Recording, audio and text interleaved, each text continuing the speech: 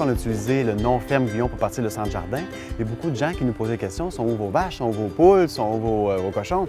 Alors, on a fait une ferme pédagogique. Pourquoi? Parce qu'au début, quand on a eu nos poules en première année d'existence, les gens, surtout les jeunes, nous posaient des questions sur pourquoi une poule fait un œuf blanc, comment on fait le beurre, comment on fait le lait. Alors ça nous a amené beaucoup d'activités ou beaucoup de choses qu'on voulait faire pour expliquer aux jeunes ce qu'on n'apprend plus nécessairement à l'école. Alors, on a une ferme pédagogique, donc on a des ateliers, par exemple, sur le beurre, on a un atelier sur comment on fait la laine, tous ces ateliers-là qui font en sorte que les gens peuvent apprendre sur place, apprendre à la ferme, si on veut. Je me souviens toujours, le premier atelier qu'on a donné, c'est un atelier sur le lait. Donc, on avait pris une vache, on a commencé à traire la vache, et je me souviens toujours, il y a un petit garçon de 4-5 ans qui était juste devant moi.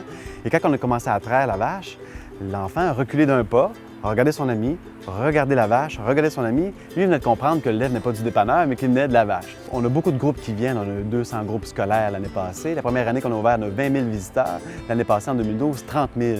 Donc, pour nous, c'est une grande fierté. On est vraiment contents parce que les gens, les parents peuvent venir faire leurs emplettes à l'intérieur du magasin, acheter des plantes, acheter des fleurs.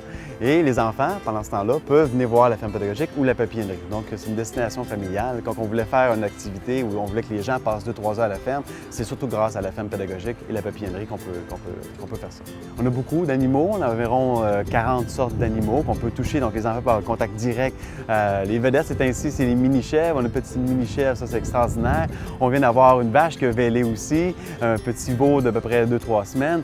Donc, toujours à chaque fois qu'on peut revenir à la ferme, à tous les semaines, il y a toujours des nouveautés. Donc, quelqu'un qui arrive en avril ou en mai ou à la fin septembre, il y a toujours quelque chose qui se passe de différent à la ferme, c'est certain.